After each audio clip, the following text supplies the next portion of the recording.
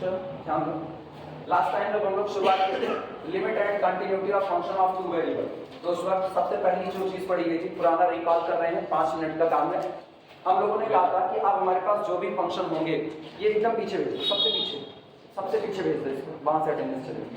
ठीक, हम लोग शुरुआत की थे, हमने कहा था कि अगर z is equal to function of x Y, मतलब कोई एक वेरिएबल आपको ऐसा मिलता है या आपको जो फंक्शन दिया जाता है उसकी वैल्यू दो वेरिएबल पर डिपेंड करती है, x पर और y पर, तो ऐसे में आपका दिया गया function function of two variable कहलाता है। एग्जांपल का ये हम लोग लिखे हुए थे, जैसे z is equal to X square Y square upon X plus कितना y। हम x चेंज करें तो भी z की वैल्यू बदलेगी, y चेंज करें तो भी z की वैल्यू बदलेगी, इसको वो कहते हैं फंक्शन ऑफ टू वेरिएबल। ठीक, इसी तरीके से आप वेरिएबल बढ़ा दो तो function of more than one variable नाम दे दिया जाता है। कितना काम होता है। फिर इसके बाद हम लोग नेबरहुड की बात किए थे, किसी पॉइंट का नेबरहुड। सबसे पहले बात की होती है पॉइंट का रेक्टेंगुलर नेबरहुड, जो लोग नहीं थे वो लोग रिकॉल करें ऐसे ही, बाद में अपना कॉपी लेकर के कंप्लीट करना। रेक्टेंगुलर नेबरहुड में कहा गया था कि अगर आपको प्लेन में कोई पॉइंट दिया गया है तो चूंकि प्लेन का पॉइंट है इसलिए ये पॉइंट लिखा जाएगा a कॉमा b। आप इसके चारों तरफ चलिए लेकिन रेक्टेंगल शेप में चलिए, यानी आप थोड़ा आगे जाइए थोड़ा पीछे आइए। चूंकि जब आप आगे और पीछे मूव कर रहे हो यानी हॉरिजॉन्टल मूव कर रहे हो तो केवल और केवल आपका कौन सा कोऑर्डिनेट बदलेगा, x कोऑर्डिनेट। ठीक, इसके बाद आप थोड़ा ऊपर और थोड़ा नीचे तो अब आपका कौन सा कोऑर्डिनेट बदलेगा, y कोऑर्डिनेट बदलेगा। तो इधर हम डेल्टा आगे बढ़ रहे हैं तो ये पॉइंट हो गया a प्लस कितना डेल्टा, और चूंकि हॉरिजॉन्टल ही बदलेगा आपका b नहीं चेंज हो रहा, तो अगला कोऑर्डिनेट कौन, तो पॉइंट बना a प्लस डेल्टा b, और डेल्टा डिस्टेंस से पीछे आ रहे हैं तो पीछे उतने की कमी आएगी a minus delta comma b। इसी तरीके से b के ऊपर जा रहे हैं तो ये नहीं कहा गया था कि आप एक बराबर चलिए, आपका जितना मर्जी आप उतना डिस्टेंस अगल बगल आप ट्रेवल कर सकते हैं। तो ऊपर गए तो ऊपर a तो बदलेगा नहीं, वो तो x कोऑर्डिनेट सेम रहेगा, तो a और इसका हो गया b प्लस डेल्टा डैश, और नीचे आ रहे हैं तो a और b माइनस डेल्टा डैश। यहाँ से आप एक बाउंड्री बना लो, ये पॉइंट का इसके इर्द गिर्द जितने पॉइंट हैं यानी इस रेक्टेंगल के अंदर आने वाले सारे पॉइंट को इकट्ठा कर लो, that's called that collection known as the rectangular neighbourhood of the point AB। वो पॉइंट AB का रेक्टेंगुलर नेबरहुड कहलाएगा। ठीक, अब नेबरहुड डिपेंड करता है डेल्टा पर कि आप डेल्टा कितना चल रहे हो। जैसे अभी हम यहाँ पर खड़े हैं इस जगह पर, अगर हम यही केवल और केवल जितना ये रेक्टेंगल शेप में बना हुआ स्टेज इतने पर ही ट्रेवल करें तो ये मेरा रेक्टेंगुलर नेबरहुड कहलाएगा। ठीक, अगर हम रेडियस थोड़ी और बढ़ा देते हैं अपनी, यानी हम थोड़ा स्टेज के नीचे भी ट्रेवल करते हैं, मान लो उधर दरवाजे तक का हिस्सा कवर करते हैं, तो अब इस तरीके का जो हिस्सा है रेक्टेंगल शेप में ये मेरा क्या कहलाएगा, रेक्टेंगुलर नेबरहुड। तो हम इसको घटा सकते हैं, हम इसको बढ़ा सकते हैं। दूसरा होता है सर्कुलर नेबरहुड, कहा जाता है जो पॉइंट आपको दिया गया है उसी पॉइंट को लो और उस पॉइंट के चारों तरफ के एक बराबर दूरी के जो मौजूद पॉइंट है उसके अंदर के सारे पॉइंट को आप समेट लो, that's called the rectangular neighbourhood of the point. जैसे पॉइंट यहाँ पर दिया गया a कॉमा b, इससे r डिस्टेंस की दूरी पर आपको जितने पॉइंट नजर आ रहे हैं उन सारे पॉइंट को आप इकट्ठा कर दो, तो ये जो कलेक्शन निकल करके आएगा ये कलेक्शन आपका क्या कहलाएगा, rectangular circular neighbourhood of the point AB। Clear हुआ? ठीक, दो हुआ था। इसके बाद तीसरा होता है deleted neighbourhood of the point. कहा गया था आप चाहे जो भी नेबरहुड बनाओ, चाहे आप रेक्टेंगुलर बनाओ चाहे आप सर्कुलर बनाओ, उस नेबरहुड में से आप उस पॉइंट को खुद डिलीट कर दो जिसका आपने नेबरहुड बनाया है, केवल और केवल उसी पॉइंट को डिलीट करो, बाकी सारे लोग लिए जाएंगे। तो इसको कहा जाता है deleted neighbourhood of the point AB। इतनी बातें पुरानी क्लास में हो चुकी हैं। ठीक, फिर आगे लिख रहे थे लिमिट की बात। अगर आपका टू वेरिएबल का फंक्शन है तो आप अलग अलग टाइप की लिमिट को डिफाइन कर सकते हो, जिसमें से पहला हम लोगों ने लिखा था simultaneous limit. Limit x approaches to x0 y approaches to y0। सुनो, जब हम केवल और केवल लाइन पर काम कर रहे होते हैं तो लाइन पर लिखा जाता है x अप्रोचेस टू कितना a, बस केवल और केवल x अप्रोचेस टू a। लेकिन अगर आप सरफेस में काम कर रहे हो, अब सोचो मान लो हम इसी प्लेन पर काम कर रहे हैं, ये बोर्ड हमारे लिए प्लेन का काम कर रहा है, यहाँ पर पॉइंट मौजूद है, ये पॉइंट है a कॉमा b। अब तो एक और पॉइंट इसकी तरफ बढ़ना चाहता है, वो इसकी तरफ अप्रोच कर रहा है, तो जब पॉइंट x कॉमा y इसकी तरफ अप्रोच करेगा तो दोनों चेंज होंगे, x कोऑर्डिनेट भी चेंज होगा और y कोऑर्डिनेट भी चेंज होगा, दोनों है। अगर ये केवल हॉरिजॉन्टल बढ़ता है, गौर करना, पॉइंट a कॉमा b और हॉरिजॉन्टली आप आ रहे हो तो केवल किसमें चेंजिंग आएगी, x कोऑर्डिनेट में, y कोऑर्डिनेट कोई चेंजिंग नहीं आएगी। अगर आप वर्टिकली आते हो तो किसमें चेंजिंग आएगी, y कोऑर्डिनेट, x कोऑर्डिनेट में कोई चेंजिंग नहीं आएगी। लेकिन अगर आप इस तरीके से आ रहे हो अलग तरफ से तो x भी बदलेगा और y भी बदलेगा। क्लियर हुआ? पहली लिमिट हम लोग लिखे थे साइमल्टेनियस। साइमल्टेनियस का मतलब होता है साथ साथ, तो इसका मतलब x approaches to x0, y approaches to y0। एक सिंबल ये होता है और दूसरा सिंबल होता है general point xy approaches to the particular point x0, y0। अब दोनों बदल रहे हैं, अभी भी वही बात मैंने लिखी हुई। जब पॉइंट xy खिसकेगा x0 y0 की तरफ तो इसका मतलब x बढ़ेगा किसकी तरफ, x0, और y बढ़ेगा किसकी तरफ, y0, और दोनों साथों साथ बदल रहे हैं। लिमिट क्या कहलाएगी ऐसी कंडीशन में, साइमल्टेनियस। अब ऐसे में जो आपकी टेंडेंसी निकल करके आएगी वो टेंडेंसी आपकी क्या होगी, साइमल्टेनियस लिमिट कहलाएगी। क्लियर हुआ? अगला सुनना, ये सारी बातें लास्ट लेक्चर में हो चुकी हैं, यहाँ हम केवल और केवल इसका फौरी तौर पर रिवीजन कर रहे हैं बस। Limit x approaches to x0, limit y approaches to y0, function of xy। इसमें क्या हो रहा है, पहले फंक्शन ऑफ xy की हम लिमिट निकाल रहे हैं, लेकिन केवल और केवल किसको वैरी कराते हुए, y अप्रोचेस टू y0। यहां से जो कुछ भी मुझको मिलेगा उस आए हुए फंक्शन पर अब लिमिट अप्लाई करेंगे x अप्रोचेस टू x0। तो इसमें पहले y की लिमिट फिर किसकी, x के अकॉर्डिंग लिमिट निकाली, तो इसको बोलते हैं इटरेटिव लिमिट। ठीक, इटरेटिव लिमिट हो। और सेम कंडीशन पलट दो, पहले आप x के अकॉर्डिंग निकालो फिर आप किसके, y के, तो ये भी आपका क्या होगा, इटरेटिव लिमिट होगा। अब ये दोनों आपस में बराबर हो भी सकते हैं और बराबर नहीं भी हो सकते। इसी बात को अब हम रिमार्क में लिखाने चल रहे हैं। इतनी बातें हो चुकी थी ऑलरेडी।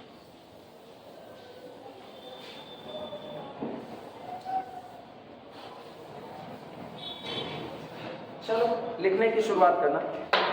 एक नोट लगाना है अपने को, नोट में लिखना।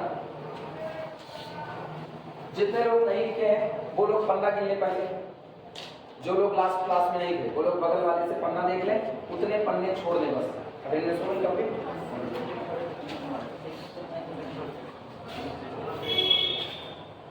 अब ये अटेंडेंस बहुत मायने रखेगी। अब तुम लोगों के ऊपर है तुम इस अटेंडेंस को बचाते हो या लेकर के जाते हो। वैसे भी नोटिस निकली हुई 75% अटेंडेंस कंपलसरी ना, तुमको ये पता होना चाहिए अटेंडेंस जरूरी है, इसीलिए हमको अटेंडेंस चलानी पड़ रही है। चल नोट लगाना। It is not necessary that, note में पहला नोट लिखना, it is not necessary that, it is not necessary, it is not necessary that, ये कोई जरूरी नहीं है कि, it is not necessary that the two repeated limits, the two repeated limits, the two repeated limits comma, even if they exist, even if they exist, even if they exist, even if they exist, may be equal, may be equal, full stop लिखा गया है। It is not necessary that, ये कोई जरूरी नहीं है कि the two repeated limit, जो आपने दो रिपीटेड लिमिट्स निकाली हुई हैं ये आपस में एक बराबर हों। ये एग्जिस्ट कर सकती हैं और करने के बाद भी ये लिमिट कैसी आ सकती है, अलग अलग डिफरेंट आ सकती है। लिखना फॉर एग्जाम्पल, उदाहरण के तौर पर, फॉर एग्जाम्पल, इसी वक्त लगे हाथ यहीं पर एक एग्जाम्पल भी दे दे रहे हैं जिससे ये पता चले कि दोनों ही लिमिट आएंगी, लेकिन आने के साथ साथ बराबर हो भी सकती हैं और नहीं भी हो सकती है। देखना for example, take F of x Y, take function F of x Y is equal to X square minus Y square upon x square plus Y square. ठीक, ये तब है जब x, y does not equal to 0, 0। इस function को हम लेकर के चलते हैं। Function of x Y is equal to X square minus Y square upon x square plus Y square, और शर्त है कि आपका ये पॉइंट एक्स वाई ये आपका ओरिजिन नहीं हो सकता है। ठीक, does not equal to 0। Reason है, अगर आप ओरिजिन ले लिए तो तकलीफ सुनो क्या है, एक्स वाई अगर ओरिजिन हो गया तो एक्स भी 0 वाई भी 0, ये रहा 0, ये भी कितना 0, ये हो गया 0/0, इनडिटरमिनेट फॉर्म हो गया। क्लियर हुआ? तो इसीलिए हम लोगों ने रोक दिया xy does not equal to 0। अब हम लिमिट निकालेंगे टेंडेंसी। जब पॉइंट xy अप्रोच करेगा ओरिजिन की तरफ तो आपका फंक्शन किधर टेंड्स करेगा ये निकालना है। लिमिट जानते हो ना क्या होती है? जब कोई पॉइंट किसी दूसरे पॉइंट की तरफ मूव करता है उस दौरान आपका फंक्शन जिस वैल्यू की तरफ मूव करता है वो वैल्यू आपके फंक्शन की क्या कहलाती है? लिमिट कहलाती है। आपका फंक्शन उस वैल्यू को अटेम्प्ट कर भी सकता है और नहीं भी कर सकता है। एग्जांपल दिखा रहा हूं, जो भूले होंगे उनके लिए एग्जांपल दिखा रहा हूं। थोड़ी देर के लिए इसको ऐसे छोड़ूंगा। मान लो मैंने फंक्शन ले लिया f of x is equal to 1/x और डोमेन मैंने ले लिया कि x आपका जो अप्रोच कर रहा है वो अप्रोच कर रहा है किधर? 0 की तरफ। ये बता दिया कि x अप्रोचेस टू 0। अब दिमाग लगाना, x धीमे धीमे 0 की तरफ अप्रोच कर रहा है। कोई चीज 0 की तरफ अप्रोच कर रही है इसका मतलब वो चीज कम हो रही है, घट रही है। सबसे पहले हमने x इज इक्वल टू 1 लिया। बोलो x इज इक्वल टू 1 लेने पर आपको क्या मिलेगा? f of 1 क्या मिलेगा? बोलो f of 1 is equal to 1। अच्छा, अब आप x इज इक्वल टू 1/2 लो। जब आप x इज इक्वल टू 1/2 लोगे तो आपको f of x क्या मिलेगा? कितना मिलेगा? 2 मिलेगा। ठीक है, अब सुनना, सोचो आप x कहां ला रहे हो? 1/2 x ला रहे हो 1/2 और फंक्शन उठ करके कहां पहुंच गया? 2 पर। ये आपका हुआ f of 1, ये हुआ f of 1/2। अब सुनना, x आप 1/3 लो, x 1/3 लो तो f of x कितना मिलेगा? 3 मिलेगा। इसका मतलब जब आप इनको ला रहे हो 1/3 तो आपका फंक्शन यहाँ आ गया f of 1/3 का मतलब कितना? 3। तुम गौर करो, जितना x कम होता जा रहा है उतना आपका फंक्शन f of x और ज्यादा इंक्रीज करता जा रहा है। हाँ या ना? टेंडेंसी क्या निकल कर के आ रही है कि जितना हम x को घटाएंगे उतना f of x इंक्रीज कर जाएगा। हम x को घटाते हुए लेकर के चले आए 1/1000 पर, इतना कम कर दिया कि 1 रुपए का 1000वां हिस्सा ले आ गया, तो फंक्शन f of x कहां पहुंच जाएगा? 1000 पर। तो जितना आप इसको डाउन करोगे उतना वो उठेगा। यानी सेंस क्या होगा? जितना x नजदीक जाएगा 0 के उतना मेरा फंक्शन f of x नजदीक जाएगा किसके? क्लियर हुआ? तब यहाँ पर लिखा जाता है, तब हम लोग अप्लाई करते हैं, इसका मतलब limit x approaches to 0 1/x is equal to कितना?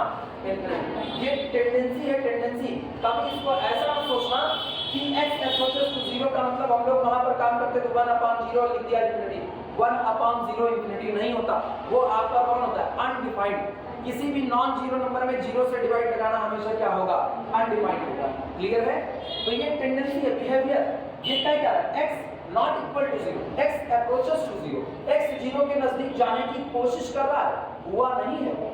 तो जितना x 0 के नजदीक जाएगा उतना 1/x और दूर बढ़ता चला जाएगा। यानी जब x अप्रोच करेगा 0 तो 1/x अप्रोच करेगा किधर? इंफिनिटी। यही टेंडेंसी जो होती है ना, यही टेंडेंसी आपकी क्या कहलाती है? लिमिट कहलाती है। क्लियर हुआ? अब दो टेंडेंसी होती है, एक लेफ्ट हैंड टेंडेंसी, एक क्या होती है? Right hand. तो इसीलिए एक बनता है लेफ्ट हैंड लिमिट और दूसरा क्या बनता है? Right hand. इतनी बातें क्लियर है? बस यही कॉन्सेप्ट सारा यहाँ पे होता है। हम क्या कह रहे हैं कि एक्स वाई ओरिजिन नहीं है, लेकिन एक्स वाई पॉइंट खिसकते किसकी तरफ बढ़ रहा है? ओरिजिन की तरफ बढ़ रहा है। और जितना वो ओरिजिन की तरफ बढ़ेगा उतना मेरा फंक्शन किसकी तरफ बढ़ेगा, यही मुझको कैलकुलेट करना है। वो मेरे फंक्शन की क्या बन जाएगी? लिमिट बन जाएगी। क्लियर हुआ? चलो निकालते हैं।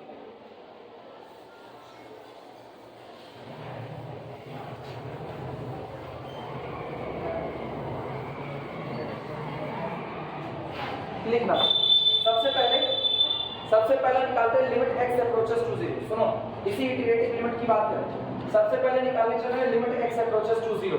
जो आएगा उससे निकालेंगे limit y approaches to y। ठीक है, चलो लिखना। Now limit x approaches to 0, ठीक, function of x, y is equal to limit x approaches to 0 function of xy is equal to limit x approaches to 0 function की value रखो x square minus y square upon x square plus y। Clear हुआ? y को मैंने अभी तक touch नहीं किया। ठीक, अब गौर करना, x approaches to 0, अगर x 0 जा रहा है तो x square भी 0 जाएगा। तो ये एक्स स्क्वायर खत्म, ये कहां बढ़ गए 0 की तरफ। आपके पास बचा कितना माइनस वाई स्क्वायर बटे वाई स्क्वायर। वाई तो अभी 0 नहीं है ना, वाई 0 नहीं है तो वाई स्क्वायर से वाई स्क्वायर कैंसिल आउट हुआ, बचा कितना -1। तो इसका मतलब इसका आंसर आया कितना माइनस। नोट करो limit x approaches to 0 function of xy is equal to -1। y whatever be the y, बस y 0 नहीं है तो यहां लिख रहे हैं फॉर ऑल y, क्योंकि y आपका 0 नहीं है तो फॉर वाले आपका y 0 को छोड़ करके कुछ भी हो, ये लिमिट हर बार आपकी कितनी आएगी -1 आएगी। अब की गौर करना, अगर ये ऐसा हुआ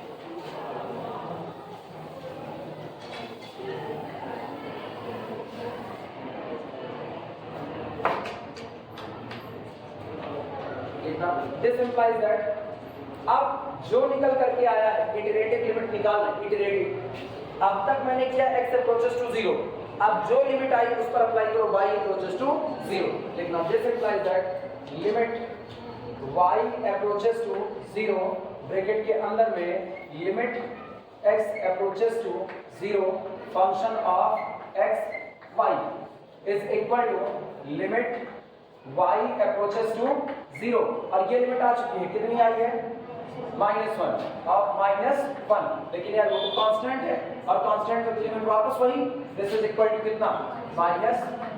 नोट करो यानी पहली इटरेटिव लिमिट आपकी कितनी आ गई -1। अब आप दूसरी निकालते हैं अगेन अब की बार मैंने किया x अप्रोचेस टू x0 पहले लगाया, अब हम पहले क्या लगाएंगे y अप्रोचेस टू y0। आप उसको लगाते हैं limit y approaches to 0 function of x y is equal to limit y approaches to 0। रखो फंक्शन ऑफ x y अपने पास कितना है x square minus y square upon x square plus कितना y square. Clear हुआ? अच्छा y बढ़ेगा 0 की तरफ तो y स्क्वायर कहां बढ़ेगा 0, तो ये y स्क्वायर बढ़ गए 0 की तरफ, बचा x square upon x square, लेकिन x तो अभी 0 नहीं है, x 0 नहीं तो व्हाटएवर भी द x 0 को छोड़ करके वो कितना आएगा, this is equal to 1। Clear है ये बात सबको? अच्छा अगर ये 1 आ गया यहां लिखेंगे फॉर ऑल x, ठीक, क्योंकि x 0 नहीं है, वो ख्याल रखना है इसको, x 0 नहीं है। अब सुनना नाउ लिमिट, अब इस पर अप्लाई करो x अप्रोचेस टू 0।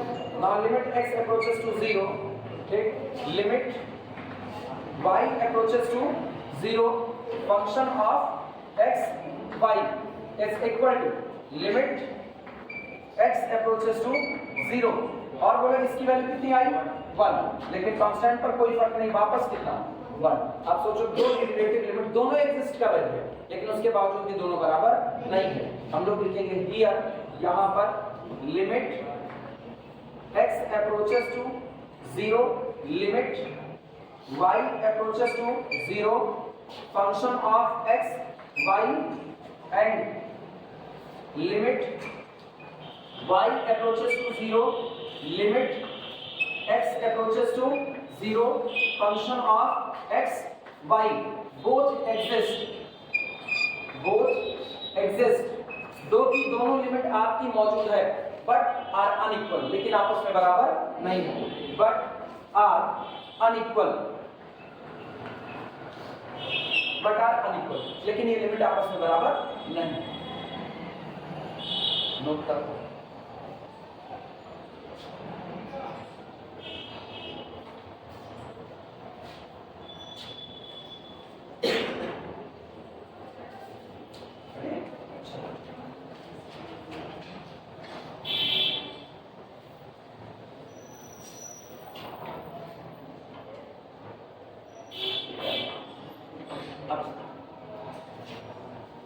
मेरे को जगह मिल गई,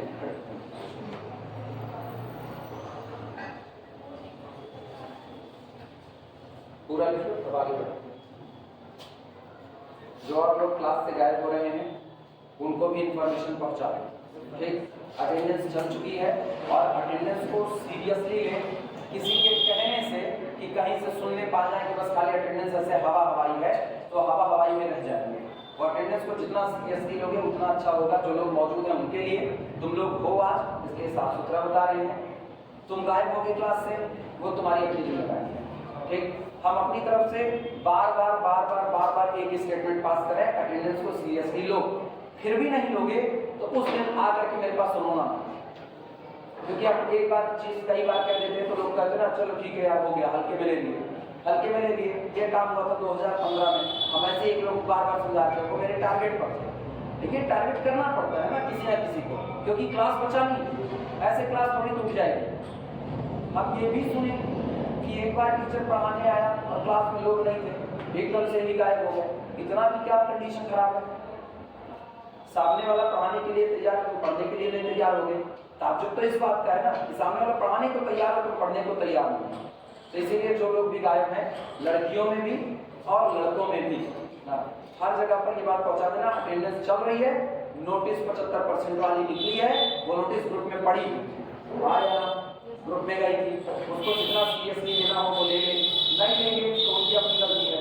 बाद में होने के बाद में कोई मतलब नहीं है, बाद में नंबर एक बार चढ़ गया तो नंबर चढ़ा हो गया। अगला नोट लगाना, second note. Second note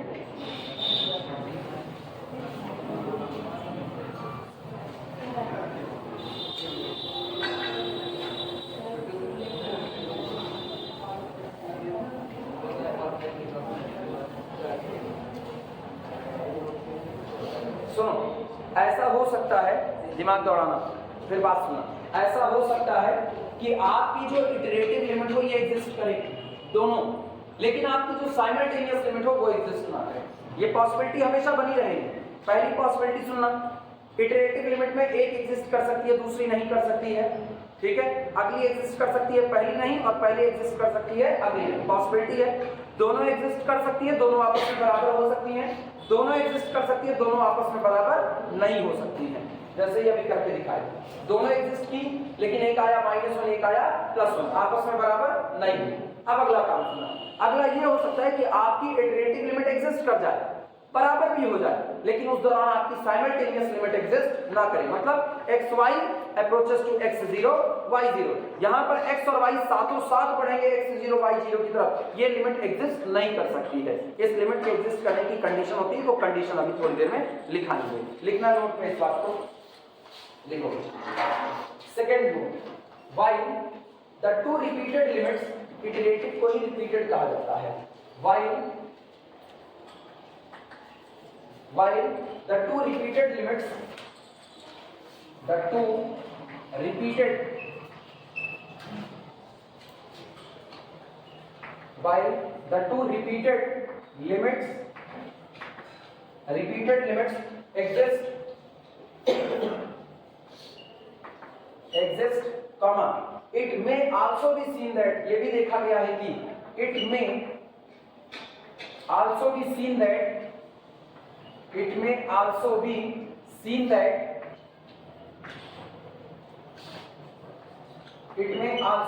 that limit x y approaches to x0 y0 function of x y, it does not exist,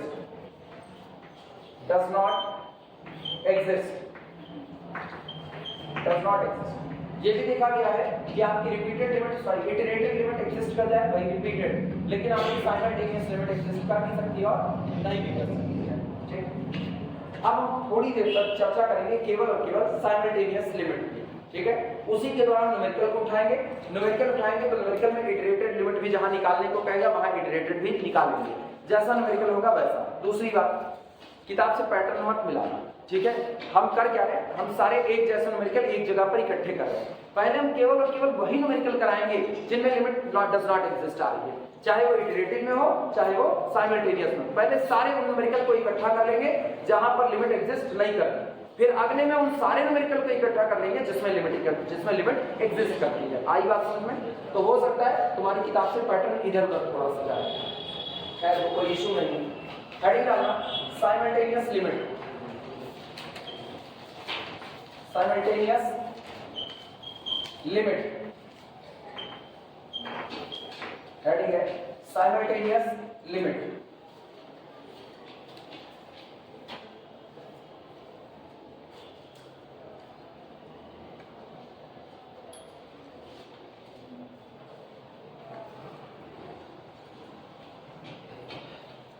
चलो पहले वन वेरिएबल से लिमिट सिखाओ, उसके बाद साइमल्टेनियस की बात करते हैं। ठीक, मिटा दे कुछ, इधर वाला मिटा दे।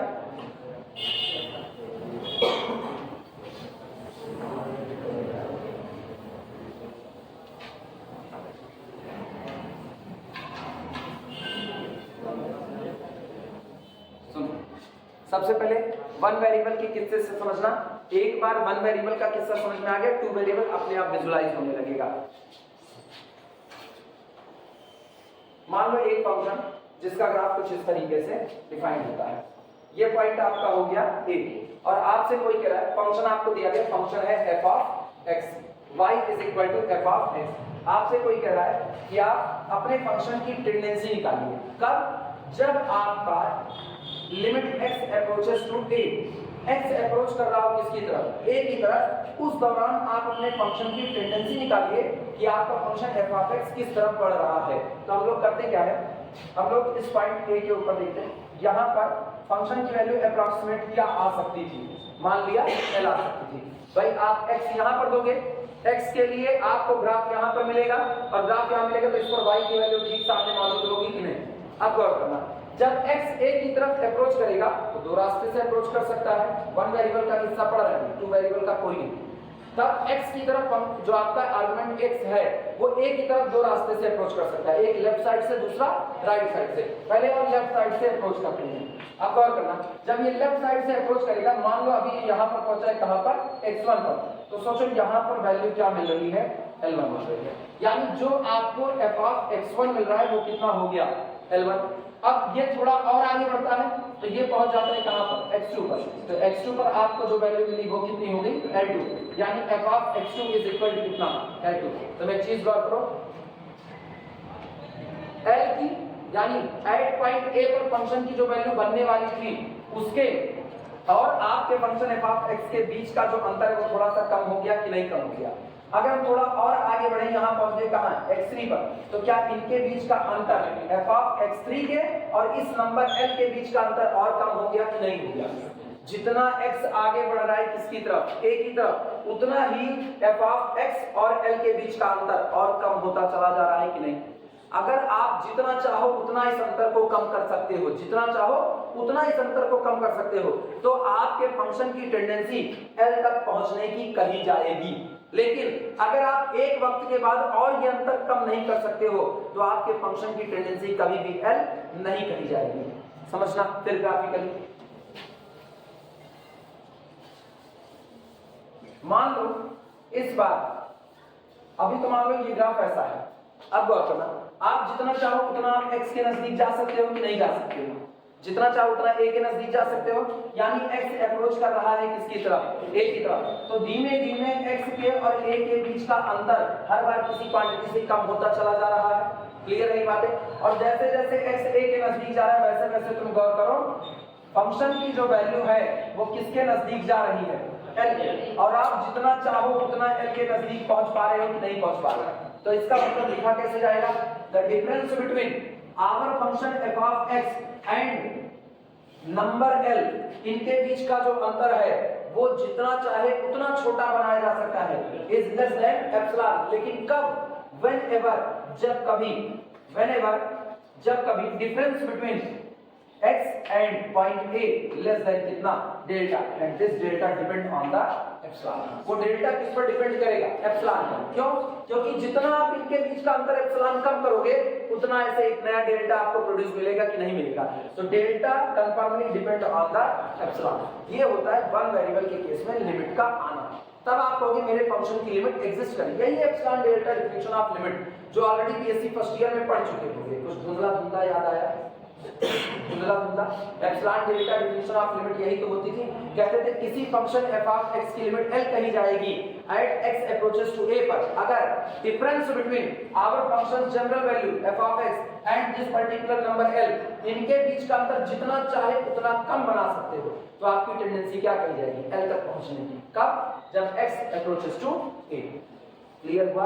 अच्छा ये बताओ, जैसे तुम लोग यहाँ पर पढ़ो, अब जितना छठवें सेमेस्टर तक पहुंचना, अभी टेंडेंसी क्या है? टेंडेंसी बीएससी की डिग्री हासिल करना, टेंडेंसी तो बीएससी की डिग्री हासिल करना है। तो इसका मतलब जितना आप अगले सेमेस्टर को पार करके और दूसरे वाले सेमेस्टर के नजदीक जाओगे उतना आपके और आपकी डिग्री के बीच का अंतर कम हो रहा है कि नहीं हो रहा है। तो टेंडेंसी डिग्री को पाने की, तो आपकी लिमिट क्या होगी? डिग्री। कोई ये नहीं कह सकता कि हम बीएससी के 6 सेमेस्टर पास कर लेंगे और डिग्री एमएससी की मिलेगी ना, आपको डिग्री किसकी मिलेगी? बीएससी की। यानी जब आप छठवें सेमेस्टर को अप्रोच कर रहे हो तो आप अपनी डिग्री तक अप्रोच करने की कोशिश कर रहे हो, तो आपकी टेंडेंसी क्या होगी? बीएससी की डिग्री होगी। क्लियर है ये बात है?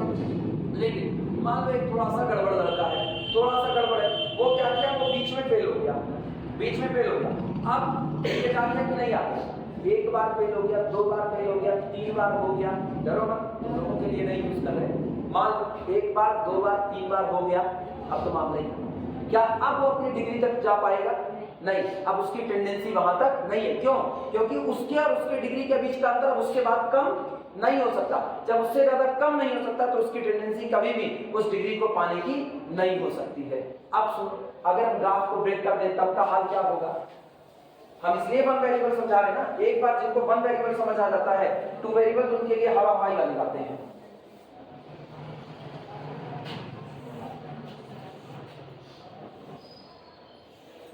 ग्राफ को मैंने ब्रेक कर दिया, ग्राफ अब टूट गया और यहां पर वैल्यू ले रहे हैं a पर, और a पर अब ग्राफ टूट चुका है। अगर हम a की तरफ जाते तो सोचो फंक्शन की वैल्यू अप्रॉक्सीमेट l की तरफ आती कि ना आती? लगभग। अब हम धीमे धीमे x बढ़ रहा है किसकी तरफ? a की तरफ। अभी लेफ्ट टेंडेंसी देखना, एक ग्राफ यहां पर ब्रेक है, जाने रखना। पहले हम यहां पर आए तो गौर करो वैल्यू हुई f ऑफ कितना? x1। क्या इनके बीच में ये अंतर है कि नहीं है? हम इस अंतर को कम करना चाहते हैं। इस अंतर को कम करने के लिए मुझको ग्राफ पर चलना पड़ेगा, और एक्चुअल में ग्राफ पर नहीं, मुझको अपने डोमेन में आगे बढ़ना पड़ेगा। हम डोमेन में यहाँ पर आ गए, हाँ या ना? और जब डोमेन में यहाँ पर आ गए तो गौर करो इस पर वैल्यू क्या मिली? f of x2। क्या अंतर पहले से कम हो गया कि नहीं हो गया? मतलब हाँ, हम अभी तो जो चाह रहे हैं वो मुझको मिल रहा है। हम चाहते हैं कि मेरे फंक्शन के और इस नंबर l के बीच का अंतर जितना चाहे उतना कम कर लें, जितना हम चाहें उतना कम कर लें। रुके ना, जीरो ना हो जाए। आप ये नहीं कह सकते ना कि आपका अंतर जीरो है। अगर अंतर जीरो हो गया ना तो आप कॉन्टिन्यूअस फंक्शन बन जाते हो। अगर फंक्शन की वैल्यू एट दैट पॉइंट और लिमिट बराबर हो गई, यानी फंक्शन ने अपनी लिमिट को अटेम्प्ट कर लिया पूरी तरीके से, तब आपका फंक्शन क्या कहलाएगा? कॉन्टिन्यूअस। लेकिन अभी कंटिन्यूटी की कोई बात नहीं है। यहाँ पर पहुंचे, अंतर कम हो गया। अब की सुना, यहाँ पर आए तो अंतर और कम हो गया, हाँ या ना? लेकिन अगर हम चलते चलते यहाँ तक पहुंच जाएगा और यहाँ तक, ये अब ये अंतर इतना कम तो हो चुका है, मैंने जितना चाहा उतना अंतर कम किया, लेकिन हम चाहते हैं अंतर और कम हो जाए। क्या अंतर और कम कर सकते हो? दिक्कत ये ना, अब अगर तुम अब x a के चाहे जितना नजदीक चला जाए, लेकिन आप चाहे जितना नजदीक चले जाओ, यहाँ पर ब्रेकेज आ चुका है। अब आप इस नंबर l के और नजदीक नहीं जा सकते। जब आप इसके और नजदीक नहीं जा सकते हो तो आपकी टेंडेंसी बस यहीं तक आने की थी, इसके बाद वो केवल और केवल आंख का धोखा था, आपकी टेंडेंसी यहाँ तक आने की नहीं थी। आई बात समझ में? तब हम कहते हैं कि अब limit x approaches to a f of x does not equal to l। मेरे फंक्शन की टेंडेंसी l की तरफ जाने की नहीं है। क्लियर हुआ कि नहीं क्लियर हुआ? सेम यही बात है एप्सिलॉन डेल्टा में जब लिखी जाती है तो इस फील्ड में लिखी जाती है कि the difference between general value of the function and a particular number can be made as, जितना आप चाहो उतना छोटा। एप्सिलॉन कोई बांध नहीं सकता। अगर हम कह रहे हैं ना कि इनके बीच का अंतर 1/2 से कम करके दिखाओ तो तुम वो भी कर सकते हो। हम कह रहे हैं इनके बीच का अंतर 1/3 से कम करके दिखाओ, तुम वो भी कर सकते हो। हमने कहा इनके बीच का अंतर 1/10 से कम करके दिखाओ, वो भी कर सकते हो। हम चैलेंज दे रहे हैं कि इस नंबर l के और नजदीक जा करके दिखाओ, और हर बार आप चैलेंज में पास हो रहे हो, हर बार पास हो रहे हो, तो आपकी टेंडेंसी l की तरफ जाने की कही जाएगी। लेकिन मैंने एक लिमिट बोल दी, मैंने एक डिस्टेंस बोल दी। हमने कहा इनके बीच का अंतर 1/100 से कम करके दिखाओ, और आप सोच रहे हो कि 1/99 के बाद तो कम हो ही नहीं रहा, तो इसका मतलब आपकी टेंडेंसी इस नंबर तक पहुंचने की नहीं। क्लियर हुआ? तो लिखा जाता है the difference between F of x and L can be made small, can be made arbitrary small, जितना आप चाहो उतना छोटा बना सकते हो, लेकिन कब? whenever distance between x and a less than a particular number delta, जब वो एक पर्टिकुलर नंबर डेल्टा से कम बैठ रहा हो, और ये डेल्टा किस पर डिपेंड करेगा? क्लियर हुआ? डिट्टो यही बातें कही जाती है टू वेरिएबल के केस में। बस ये जो सिंगल वेरिएबल का फंक्शन है ये किसका बन जाएगा? टू वेरिएबल का। तो अब यहाँ पर जो पॉइंट अकेला x है वो क्या हो जाएगा? x कामा y हो जाएगा। क्लियर है? लिखा जाए इस बात को।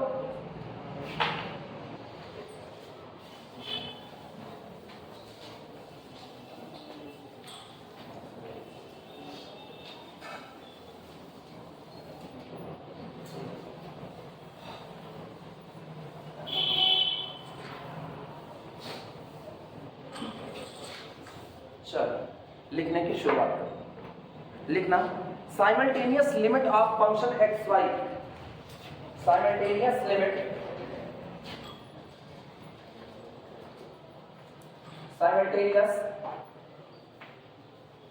Simultaneous limit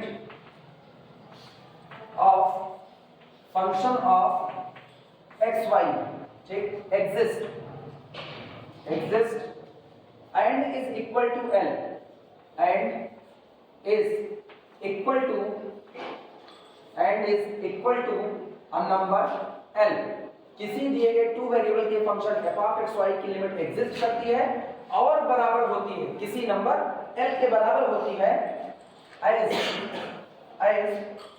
point x y approaches to a particular point a b। कब? जब आपका जनरल पॉइंट एक्स वाई किसी पर्टिकुलर पॉइंट ए बी के नजदीक जा रहा होता है, उसकी तरफ अप्रोच कर रहा होता है। इफ, यदि, शर्त बता रहे कब आप कहोगे, तो पूरी बात समझना। कहा यह जा रहा है कि general point x Y particular point A B को अप्रोच कर रहा है, मतलब ये इसके नजदीक जा रहा है, तो उस वक्त आपका function F of x Y L के नजदीक जा रहा है। ये कब कहा जाएगा? कब ऐसा कहेंगे कि इसकी लिमिट एल बनेगी? तो तब कहेंगे जब if for every epsilon greater than 0, bracket में लिखना however small, जितना चाहे उतना छोटा हो जाए, मेरे को कोई फर्क नहीं पड़ता। however small, किसी भी चुने गए छोटे से भी छोटे नंबर एप्सिलॉन के लिए जो कि पॉजिटिव है, ठीक, there exists a delta, यहां पर मौजूद हो, there exists a delta greater than 0 such that यहां पर एक डेल्टा मौजूद हो जो इस प्रकार हो, such that the difference between our function f of x y and this number L can be made arbitrary small epsilon। वो एप्सिलॉन से भी क्या बनाया जा सकता है? छोटा बनाया जा सकता है, लेकिन कब? for all x y in the neighborhood of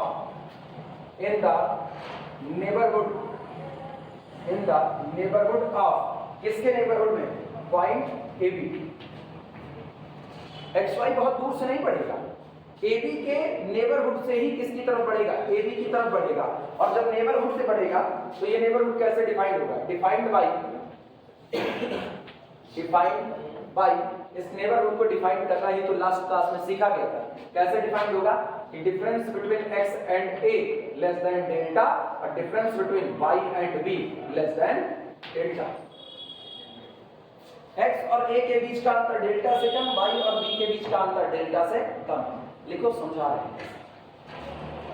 पता है पहली बार क्लास छोड़े हुए तो अभी डेल्टा तो समझ आएगा नहीं, जो बैठे थे उनकी बात ठीक ठाक है, इसीलिए क्लास से भागना नहीं चाहिए। हफ्ते की एक ही क्लास से तो क्या करते हैं, अगर तुम लोग हफ्ते की एक छोड़ो तो हफ्ते की 2 वाली क्लास से भी भागते हो, हमको पता है। अब भगवान जाने क्या सोच करके भागते हो, पता नहीं। फर्स्ट के पहले सेमेस्टर से भागने की आदत लगी हुई है, जो भागते हैं ना उनको भगना कहा जाता है। वो आदत न डालो कि एकदम भागे की रहो, क्लास बैठो, मिलेगा, ऐसा नहीं कुछ नहीं मिलेगा, लेकिन भागोगे तो कुछ नहीं मिलेगा। अच्छा पता है, भागोगे इस चक्कर में उस क्लास से जहां से कुछ नहीं मिलता, और वो भी क्लासेस में चली जाएगी जहां से कुछ मिलता है। तो दोनों में नुकसान उठाओगे। तो एक फायदा कमाने के चक्कर में, और घर पे जाकर के कोई पढ़ता वढ़ता नहीं, हमको कहानी ना बताना बिल्कुल भी कोई लोग, घर पे जाके कोई नहीं पढ़ता है। घर पे जाकर के खाली बैठे रहोगे, कभी टीवी देखोगे, कभी मोबाइल में रील्स देखोगे, कभी उठा करके फेसबुक चलाओगे, इसके अलावा कुछ होने वाला नहीं है ना। और बहुत होगा यार दोस्तों के साथ बाइक उठाओगे, लड़कों का बाइक उठाएंगे, निकल जाएंगे घूमने, या गाँव में रह रहे हैं तो निकल जाएंगे खेत खलिहान में घूमने के लिए। तुम लोगों का भी वही कंडीशन है। घर पे रहोगी तो कोई खास काम नहीं, या तो सहेलियों से फोन पर बात करोगी, या तो घर वाले कोई काम बता देंगे तो उस काम को निपटाओगी, इसके अलावा कुछ नहीं होता। पढ़ाई तो हो ही नहीं सकती, ब्रह्मवाक्य है, उसका काम के लिए वो हो सकती तो यहाँ आते। सुनो, ये डोमेन है, ये डोमेन था, ठीक है। ये आपका वो पॉइंट है ए बी जिधर आप अप्रोच कर रहे हैं, ए कामा बी, और ये पॉइंट है एक्स कामा वाई। थोड़ी देर में बताएंगे ना, ये लिमिट 5 वेरी कर सकती है। आपके रास्ते क्या है पता है, जब आप एक लाइन पर चल रहे होते हो तो एक लाइन में किसी पॉइंट की तरफ बढ़ने का आपके पास एक ही तरीका है, बस केवल लेंथ पर बढ़ाइए। जैसे सामने हम पॉइंट रख दिए और हमको केवल और केवल 1 डिग्री ऑफ फ्रीडम मिल रहा है। 1 डिग्री ऑफ फ्रीडम का मतलब केवल लंबाई में चल सकते हैं और नहीं। तो या तो हम इस पॉइंट की तरफ लेफ्ट से बढ़ेंगे, और या तो इस पॉइंट की तरफ कहां से बढ़ेंगे, राइट से बढ़ेंगे। तो दोनों ही बार हम केवल और केवल लेफ्ट और राइट से एक लाइन पर चल रहे हैं, तो मेरे पास एक ही रास्ता है लाइन का। लेकिन अगर हम एक प्लेन में हैं और मुझको इस पॉइंट तक आना है, तो सोचो इस पॉइंट तक आने के लिए मेरे पास कई रास्ते हैं।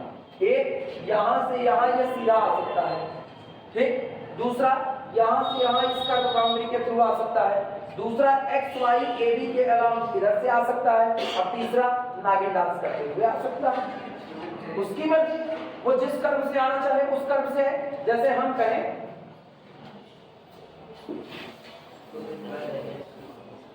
कंसंट्रेशन बरकरार, इधर देखो, ये आपका ओरिजिन है, ठीक। फंक्शन आपका जैसा भी डिफाइंड हो, मान लो फंक्शन आपका डिफाइंड हो गया f ऑफ x y, पुराना वाले फंक्शन उठा लेते हैं। पुराना फंक्शन है x² minus y² upon x² plus y²। और आपसे कहा जाए आप इस फंक्शन की लिमिट निकालिए। कसमन आप इस फंक्शन की लिमिट निकालिए, limit of the function when our point xy approaches to origin.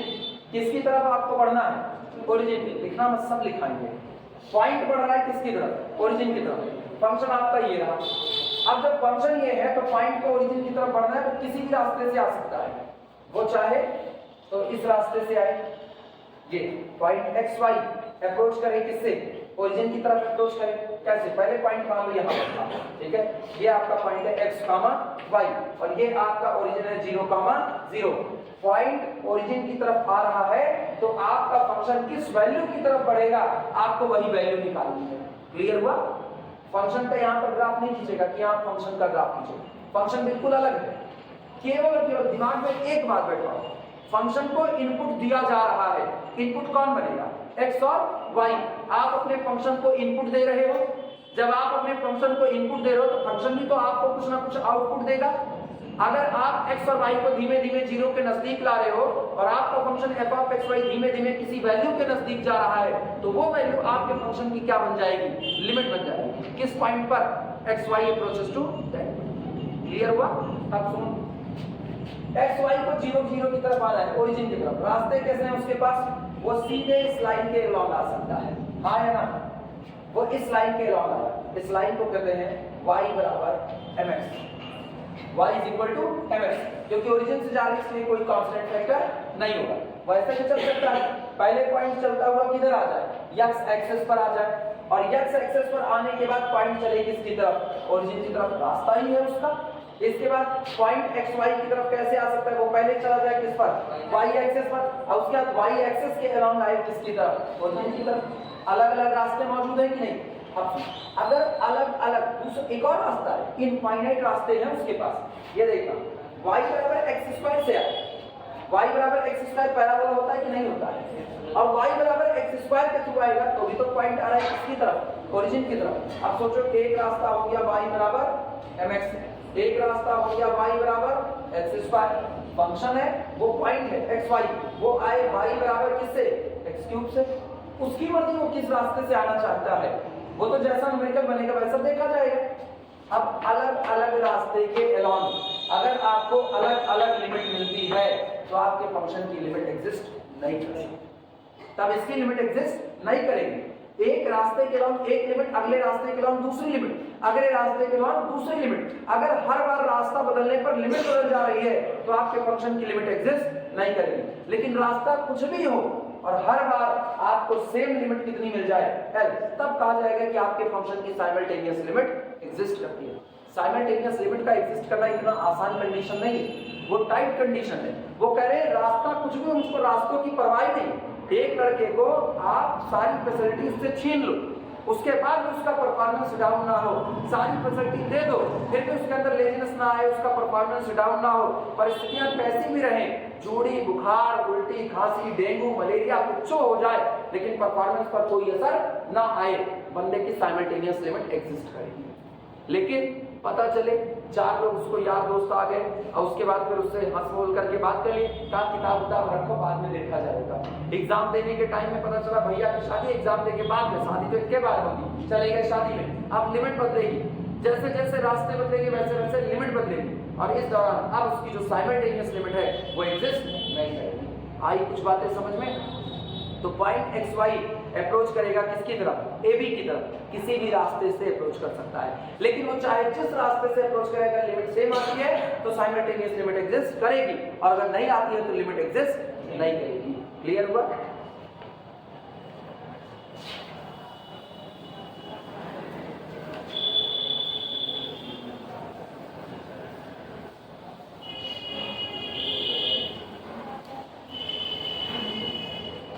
अच्छा, अब सुना, इसकी बात करो, नेबरहुड की बात करते हैं। आओ देखो, ये आपका डोमेन है, मान लो ये आपका पॉइंट है कौन सा? A, B, और ये आपका पॉइंट है X, Y। XY अप्रोच कर रहा है किसकी तरफ? AB की तरफ। दिमाग दौड़ाना, जब XY AB की तरफ अप्रोच कर रहा है तो चूंकि नेबरहुड में मौजूद है, बहुत ज्यादा दूर नहीं है, तो नेबरहुड में हम कह रहे ये डिस्टेंस कितनी हो गई? A plus delta. ये कितनी हो गई? A minus delta. ये कितनी हो गई? B plus delta. ये कितनी हो गई? B minus delta. सर्किल मानना, भले दिख ना रहा हो लेकिन मानो सर्किल है। अब गौर करना, जब XY इसके नजदीक आएगा तो difference between X and A, बोलना difference between X and A वो लेस देन क्या होती जाएगी? डेल्टा से कम, क्योंकि इतना आगे बढ़े तो A प्लस डेल्टा है। ठीक, अब आप इसके अंदर आ रहे हो तो ये पूरी डिस्टेंस कितनी है? डेल्टा, और पॉइंट इसके अंदर से इसके तरफ अप्रोच कर रहा है तो डेल्टा से कम होगा कि नहीं होगा? तो difference between X and A less than कितना? डेल्टा। और सेम कंडीशन, ये डिस्टेंस कितनी है? B की, यहां से यहां तक B प्लस डेल्टा, यानी ये डिस्टेंस कितना है? डेल्टा। और डेल्टा तो जब भी अप्रोच करेगा तो वो भी तो कम होगा। तो इसका मतलब कहा जाता है कि XY, अगर आपने कहीं पर लिखा mod of X minus A less than delta, mod of X minus B less than delta, तो इसका मतलब आप लिख रहे हो our point XY, sorry our point, हाँ ठीक तो है, our point XY belong to the NBD of A, B। आप AB के नेबरहुड में, क्लियर है ये बातें? तो इसीलिए लिखा जाता है किसी फंक्शन f ऑफ xy की लिमिट L कही जाएगी अगर इनके बीच का अंतर आपके द्वारा चुने गए किसी भी छोटे से छोटे नंबर एप्सिलॉन से छोटा बनाया जा सकता है। किसके लिए? किसके लिए? उन x और y के लिए जो x और y मौजूद हैं कहां पर? In the neighbourhood of the point AB defined by, और ये नेबरहुड कैसे डिफाइंड होता है? ये वही सिमेट्रिकल नेबरहुड जिसको सर्कुलर कहा गया था, ये कैसे डिफाइंड होगा? Mod of x minus a less than delta, mod of y minus b less than delta. Clear हुआ? अच्छा, आगे बढ़ते हैं।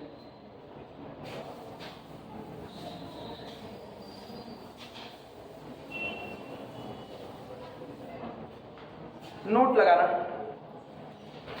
रुको नोट मत लगाओ, कुछ और चीज दिखा देता हूं। क्या कहें? ठीक है, नोट लगाओ तब तक इसके नोट।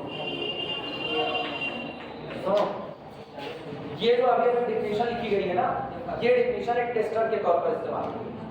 अगर आपसे कहेगा, अब दिमाग दौड़ाना, अच्छा ये तो हाँ कहना ज्यादा आसान है, ना कहना ज्यादा आसान है? ना कहना ज्यादा आसान है या हाँ कहना?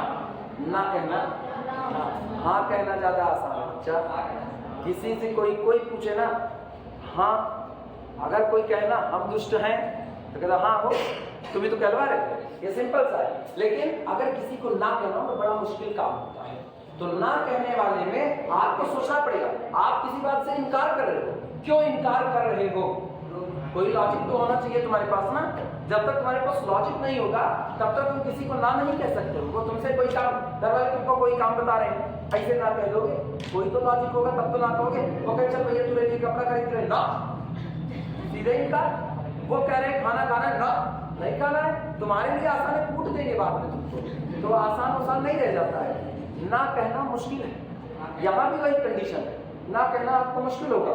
रीजन अब हम कहने चल रहे हैं, अगर आपको ये कहना हो किसी function F of x y की लिमिट नहीं एग्जिस्ट करती, मान लो मैंने ये लिखा फंक्शन ऑफ एक्स वाई, और हमको ये दिखाना हो इस फंक्शन की साइमल्टेनियस लिमिट एग्जिस्ट नहीं करती, तो मुझको ऐसे दो पाथ खोज करके लाने पड़ेंगे जिन पाथ के अलोंग इसकी लिमिट अलग अलग निकल करके आए। हमने अभी भी क्या कहा, लिमिट तो तभी एग्जिस्ट करेगी ना किसी भी रास्ते लिमिट कैसी है, सेम टू सेम। तो अगर मुझको ये कहना हो कि इसकी लिमिट एग्जिस्ट नहीं करती है, तो मुझको ऐसे दो रास्ते खोजने पड़ेंगे जिन दो रास्तों के अलोंग इसकी लिमिट कैसी निकल करके आए, अलग अलग। एक के अलोंग लिमिट +1 निकल जाए, दूसरे के अलोंग -1, तब कह पाएंगे कि लिमिट एग्जिस्ट नहीं करेगी। क्लियर है? लेकिन अगर मुझको कहना लिमिट एग्जिस्ट करेगी, क्या आप दिखाइए कि फला फंक्शन की लिमिट एग्जिस्ट करती है, तो क्या हम पाथ चुनेंगे? क्योंकि पाथ चुनेंगे, एक पाथ के अलोंग लिमिट 5, अगले पाथ के अलोंग लिमिट 5, अगले के अलोंग लिमिट 5, अगले के अलोंग लिमिट 5, 6 पाथ के अलोंग लिमिट कितनी आ गई? 5। लेकिन सातवें के अलोंग कोई जरूरी है 5 आए, वो बदल गई तो, अब सातवें का भी 5 आ गया तो आठवें का कोई जरूरी थोड़े है। दुनिया में कितने रास्ते हैं एक पॉइंट से दूसरे पॉइंट तक जाने के? एक पॉइंट से दूसरे पॉइंट तक जाने के कई रास्ते? इनफाइनाइट रास्ते। तो इनफाइनाइट रास्ते हैं। तो अगर आपको ये कहा जाए कि दिखाइए फंक्शन ऑफ एक्स वाई की लिमिट एल है, तो कभी भी पाथ सेलेक्ट करते हुए मत आना, क्योंकि पाथ सेलेक्ट करते हुए आप कभी भी दिखाई नहीं सकते हो कि इसकी लिमिट एल होगी। क्यों? क्योंकि पॉइंट एक्स वाई जिस वक्त ए बी की तरफ बढ़ रहा होगा, एक दो नहीं बल्कि कई रास्ते होंगे इनफाइनाइट, आप वो सारे रास्ते सोच भी नहीं सकते हो। तब क्या है? तब टेस्टर काम करेगा ये एप्सिलॉन डेल्टा डिफिनेशन। तो जब आपको कहना होगा function F of x y की लिमिट एल है, तो आप इस डिफिनेशन का इस्तेमाल करोगे। आप साबित करोगे कि आपके द्वारा चुने गए किसी भी एप्सिलॉन के लिए आपको डेल्टा मिलेगा। अगर आपके द्वारा चुने गए किसी भी एप्सिलॉन के लिए आपको डेल्टा मिलने लगे, तो इसका मतलब फंक्शन की लिमिट एग्जिस्ट करती है, तब आप इस टेस्टर का इस्तेमाल करोगे। तो ये डिफिनेशन केवल और केवल एक टेस्टर के तौर पर काम आएगी। कब? हम इसका यूज तब करेंगे जब दिखाना होगा फला फंक्शन की लिमिट ये है। क्लियर है कि नहीं? और अगर दिखाना है फला फंक्शन की लिमिट ये नहीं है, तो अगर न्यूमेरिकल कहता है कि एप्सिलॉन डेल्टा डिफिनेशन से होते हुए दिखाइए कि इसकी लिमिट नहीं है, तो इससे दिखाएंगे। नहीं तो दो रास्ते चुनेंगे, दो रास्ते दो डिफरेंट लिमिट, बात खत्म हो गई। क्लियर हुआ कि नहीं? कोई डिफिनेशन कब इस्तेमाल होगी इस बात का पता होना चाहिए। नोट लगा देखो, limit F of x Y लिखना, limit point x Y approaches to the point A B, function of x Y, limit of the function x Y, ध्यान दिए रहना, limit of the function x Y when point x Y approaches to the point A B, ठीक, exist, ये limit exist करेगी, exist if, यदि limit point x y approaches to the a comma b of function x comma y is equal to L, finite, ठीक, and path independent, and path independent,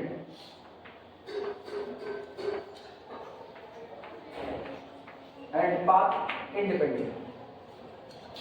limit of the function x Y when point x Y approaches to the point A B, ये exist करती हुई कही जाएगी केवल तब जब limit कितनी आए? फाइनाइट आए, और इसके साथ ही साथ वो लिमिट पाथ पर डिपेंड ना करे, पाथ से इंडिपेंडेंट है, रास्ते की परवाह ही नहीं है, कोई फर्क नहीं पड़ता।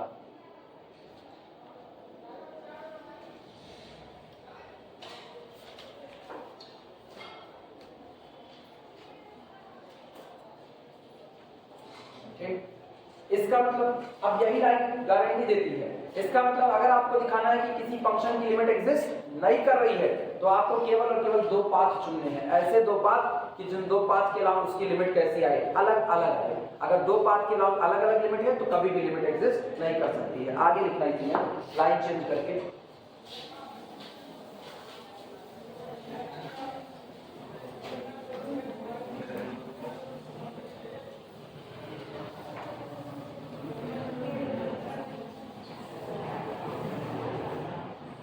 लिखना 10 इफ वी गेट, देखो 10 अतः इफ वी गेट हम प्राप्त करते हैं 10 if we get two different limit, two different, if we get two different limit, अगर हम दो अलग अलग लिमिट प्राप्त करते हैं, टू डिफरेंट लिमिट, इसके लिए for limit x approaches to a, y approaches to b, function of x y, अगर हम इसके लिए दो अलग अलग पाथ के अलॉन्ग दो अलग अलग लिमिट प्राप्त करते हैं, ठीक, along two different path, along two different path, along two different path, ठीक, then तब ऐसे मामलों में limit x y approaches to a b of function x y approaches to a b of function f y does not exist, तब ऐसे में हमारे function की साइमल्टेनियस लिमिट कभी भी एग्जिस्ट नहीं करेगी। नोट करो, अब हम न्यूमेरिकल चलते हैं, अब केवल और केवल न्यूमेरिकल होंगे जिनमें लिमिट एग्जिस्ट नहीं करने वाले, जितने तक फंक्शन को 12 बता देता है, सही है, पर बहुत टाइम याद है, टाइम कितना, 1.5 एक वो याद है कितना, 1 वीक, प्रैक्टिकल कितने बजे से, 1 बजे से ना, हाँ तो 1 वीक हो जाएगा, उतना हो जाएगा। आपको एक क्लास को अगर पढ़ाना है तो ये सब काम करना पड़ेगा। चले शुरुआत की जाए, ये हो गया सबका।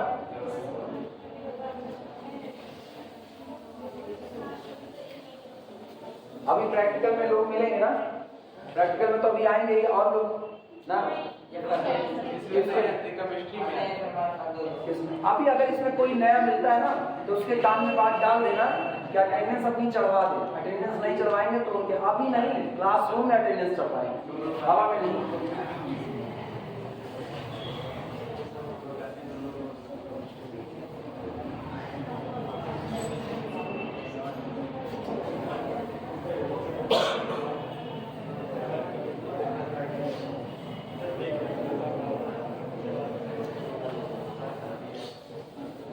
चल शुरू,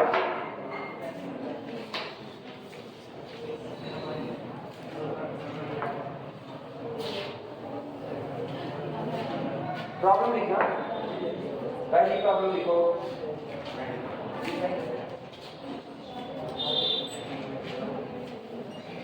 प्रॉब्लम है show that the simultaneous limit, show that the simultaneous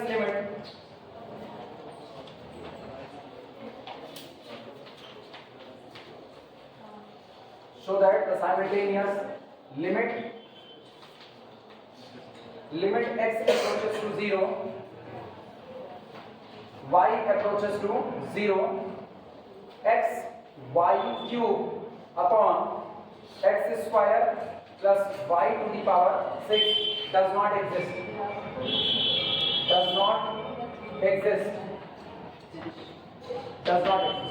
note करो,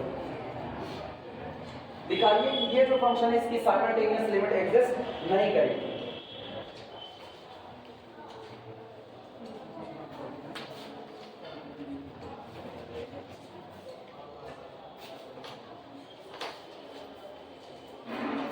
सॉल्यूशन देखो,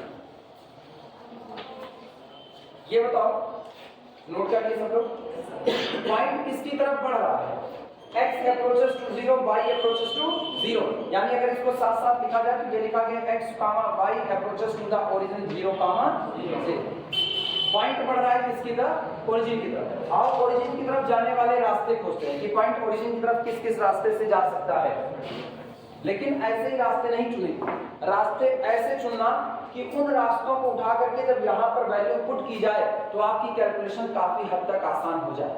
जैसे एग्जांपल के तौर पर देखना, ये है x और ये है y क्यूब, ठीक, ये तुमको सोचना पड़ेगा। और पता है धीमे धीमे धीमे धीमे प्रैक्टिस करते करते आदत बन जाती है, फिर तुमको एकदम पाथ याद रहेगा, ये पाथ लोगे तो ये न्यूमेरिकल सॉल्व हो जाएगा। ये दिया गया है function x y cube upon x square plus y to the power 6 और x comma y approaches to the कितना है 0 कॉमा 0। यही लिमिट आपको निकालनी है। मेरे दिमाग में एक बात आता है y is equal to mx, लेकिन देखो इससे आपको फायदा कुछ मिलेगा कि नहीं। पहले तो ये देखो, अगर y बराबर mx रख दें तो बोलो यहाँ से y बराबर mx रखने पर m क्यूब बनेगा, एक बना m क्यूब, एक बना x क्यूब और इधर का x की पावर 4, हाँ या ना। तो इधर आपको मिल जाएगा m cube x to the power कितना 4। अच्छा अपॉन देखना, जब आप यहाँ पर रख रहे हो कितना mx, तो जब mx रखेंगे तो बोलो ये कितना बनेगा m की पावर 6 x की पावर 6 और इधर है कौन x स्क्वायर। क्या x स्क्वायर कॉमन कर सकते हैं कि नहीं? हमने कॉमन कर लिया कितना x स्क्वायर। बोलो जब x स्क्वायर कॉमन किया तो यहाँ कितना 1 और प्लस इधर हुआ m टू दी पावर 6 और इसके बाद m to the power sorry x to the power 4, हाँ या ना। और ये x स्क्वायर, ये x स्क्वायर इधर दो पावर को कैंसिल आउट कर देगा, तो यहाँ मेरे पास पावर कितनी बचेगी 2 बचेगी। क्या अब इसमें तुमको कहीं पर y नजर आ रहा है? नहीं नजर आ रहा। इसका मतलब केवल और केवल बचा x अप्रोचेस टू कितना 0, y अप्रोचेस टू 0 का मतलब नहीं है। अब सुनो एक और बात, दिमाग बढ़ाना, अगर हम x अप्रोचेस टू 0 करें तो हम कहीं फंसेंगे नहीं, क्योंकि हम फंसेंगे उसी दिन जिस दिन नीचे वाला टोटल 0 हो रहा होगा। क्योंकि नीचे वाला टोटल 0 या तो आपको अनडिफाइंड की कैटेगरी में डालता है या तो इंडिटरमिनेट की कैटेगरी में। लेकिन हम देख रहे हैं x अप्रोचेस टू 0 पर केवल यही क्वांटिटी 0 हो रही है, ये बचा हुआ है, यानी लोअर आपकी जो यहाँ क्वांटिटी है ये लोअर क्वांटिटी आपकी नॉन 0 बच रही है, हाँ या ना। तो ऊपर 0 को 0 upon 1 that is equal to 0 I finite value, यानी पाथ y बराबर mx चुनने का फायदा है। मेरी लिमिट कहीं फंसेगी नहीं। क्लियर हुआ कि नहीं? तो पहला पाथ लेना, हेडिंग डालना,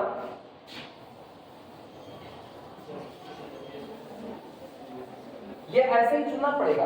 आप कोई ऐसा पाथ ना ले लो कि उस पाथ को लेने के बाद आप इसको सॉल्व ना कर सको, या ये अनडिफाइंड या फिर ये इंडिटरमिनेट का फॉर्म ले ले, ऐसा कोई पाथ हमको सेलेक्ट नहीं करना है और वो ऐसे ही प्रैक्टिस से ही आएगा। लिखना, हेडिंग डाल दो, लिमिट अलोंग द पाथ, पहली heading limit along the path, along the path y is equal to mx। हम लिमिट तो निकालेंगे लेकिन किस पाथ के along, y is equal to mx के अलोंग। क्लियर हुआ? नाउ चलो शुरुआत करते हैं। Now limit x y approaches to the origin 0 0, कितना दिया गया function x y cube upon x square plus y to the power कितना 6 इज इक्वल टू लिमिट केवल और केवल x अप्रोचेस टू 0। क्यों? क्योंकि y बराबर क्या रखने चल रहे हैं mx, y बराबर mx रखो तो ये हुआ x और ये हुआ mx whole to the power कितना 3 divided by x square plus m की power 6 x to the power 6। Clear हुआ? काट पीट बचाओ जितना कर सकता है। This is equal to limit x approaches to 0, x approaches to 0, ये हो गया m into x to the power 4 upon नीचे से x स्क्वायर को कॉमन करो, ब्रैकेट में आया 1 plus m to the power 6 और into x to the power कितना 4। लिख सकते हैं x स्क्वायर से ये पावर कट जाएगी, ठीक। केवल x स्क्वायर को कैंसिल आउट किया, बचा कितना अपने पास बचा this is equal to limit x approaches to 0 और m x square upon 1 plus m to the power 6 x to the power 4। और ये बताओ x अप्रोचेस टू 0 पर ऊपर वाली क्वांटिटी कहां बढ़ जाएगी 0, नीचे वाली कहां बढ़ेगी 1। पता है limit of f upon g, अगर रूल याद हो तो होता है limit of f upon g बराबर होता है लिमिट ऑफ f ऊपर का ऊपर और नीचे लिमिट ऑफ g। लेकिन शर्त है ये 0 नहीं होना चाहिए, शर्त यही है limit of g does not equal to 0। तो वो तो ऑब्वियस सी बात है डज नॉट इक्वल टू 0, बोलो कितना आएगा 0। हाँ कुछ कहेगा, बोलो कुछ तो कहिए। 0 अपॉन 1 मतलब 0, भाई ये लिमिट लिख दो 0। अगला पाथ चुनना। अगला पाथ क्या चुनने का फायदा है मेरा, ये बताओ, दिमाग दौड़ाओ। अगर नीचे x और y दोनों बचा रहा तो दोनों अप्रोच कर रहा है 0 की तरफ, दोनों बचा रहा, दोनों अप्रोच कर रहा है 0 की तरफ, तो नीचे वाला 0 बढ़ जाएगा। तो कोशिश यही होगी ना कि पाथ ऐसा चुने कि नीचे वाला या तो पूरा कांस्टेंट हो जाए या तो एक हिस्सा कांस्टेंट जरूर बन जाए। ठीक, अब अगला सुनो, ये है y की पावर 6। अगर ये बगल वाला भी y टू दी पावर 6 बन जाए, सोचना, अगर ये बगल वाला भी y टू दी पावर 6 बन जाए तो y की 6 कॉमन कर सकते हैं, हो सकता है ऊपर बन जाए तो काट सकते हैं, हाँ या ना। तो हमें एक पाथ दिमाग में आता है, ये पावर 2 है और 3 गुना करें तो कितना हो जाता है 6। तो हम x is equal to y cube सोच सकते हैं कि नहीं। और अगर मैंने x is equal to y cube path ले लिया तो बोलो ओरिजिन की तरफ जाने वाला पाथ है कि नहीं, x बराबर वाई क्यूब ओरिजिन से होकर के जाएगा क्योंकि इसके पास कोई भी कांस्टेंट फैक्टर नहीं मौजूद है। क्लियर हुआ। तो अब अगली हेडिंग डाल देना, टेकिंग पाथ अलोंग या टेकिंग लिमिट, टेकिंग,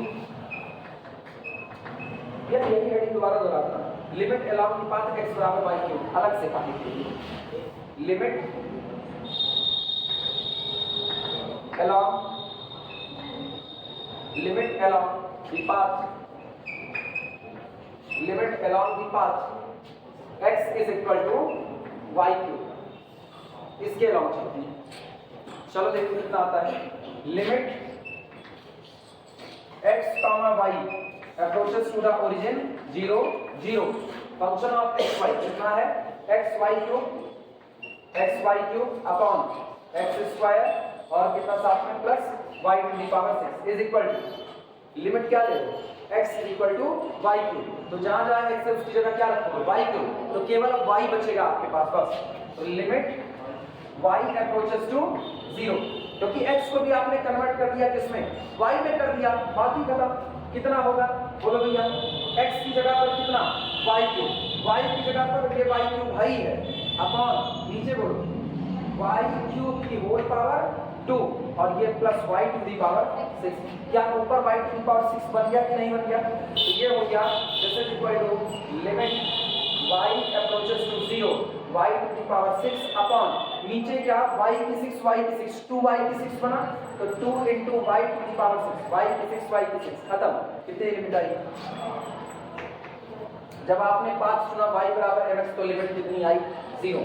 जब आपने 5 बदल दिया x बराबर y क्यूब तो कितनी 1/2। दो पाथ दो डिफरेंट लिमिट यानी साइमल्टेनियस लिमिट एग्जिस्ट नहीं करती। क्लियर हुआ, नोट करो तो लाइन में बोलो।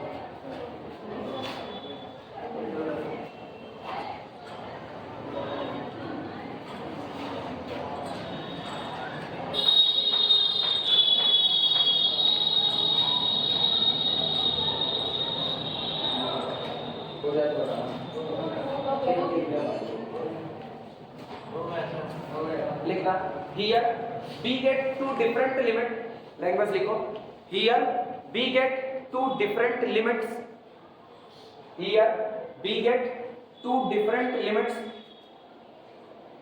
here b get two different limits along two different paths, here b get two different limits along two different paths, here we get two different limits along two different paths। so ये लिखना यहां से लेकर के यहां तक की बात। so limit of this does not exist, ये पूरा। so limit of this does not exist पूरा लिख देना। so limit of this does not exist, इसलिए दी गई लिमिट एग्जिस्ट नहीं करती है। ठीक, so limit of this does not exist। हो गया, तो अगला करवाएं, मिटा दें इसको।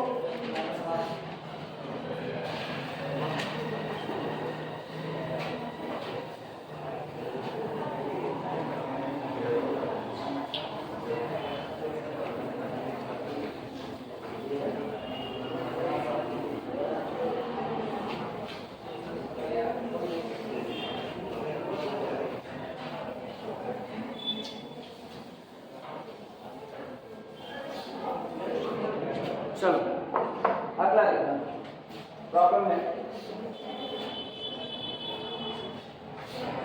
प्रॉब्लम लिखो, let f of x Y is equal to, let function of x Y is equal to y minus x upon y plus x, y minus x upon y plus x into 1 plus x upon 1 minus 1 plus y, 1 plus x upon 1 plus y. और condition दे दी गई है कि x y does not equal to 0 0, origin नहीं है, origin से हट करके एक फंक्शन दिया गया है। Show that the two repeated limits, show that the two repeated limits, the two repeated, so that the two repeated limits, so that the two repeated limits exist at origin, but are unequal, function दिया गया है, कह रहे हैं इस function के लिए आप ये दिखाइए कि रिपीटेड लिमिट एग्जिस्ट तो करती हैं एट ओरिजिन पर, लेकिन ये रिपीटेड लिमिट्स आपस में बराबर नहीं, बिल्कुल पुरानी वाली व्यवस्था की तरह निकाले जैसे पहले निकालते थे। चलो सॉल्यूशन देखना, सॉल्यूशन सब लोग लिख चुके हो, लिख चुके? आओ सबसे पहले एक निकालते हैं, limit x approaches to 0, limit y approaches to 0, function of xy is equal to limit x approaches to 0। अब दूसरा वाला limit y approaches to 0, रखो फंक्शन ऑफ xy की वैल्यू जो दी गई है, कितनी दी गई है, y minus x upon y plus x into अगला क्या दिया गया है, 1 plus x upon 1 plus Y.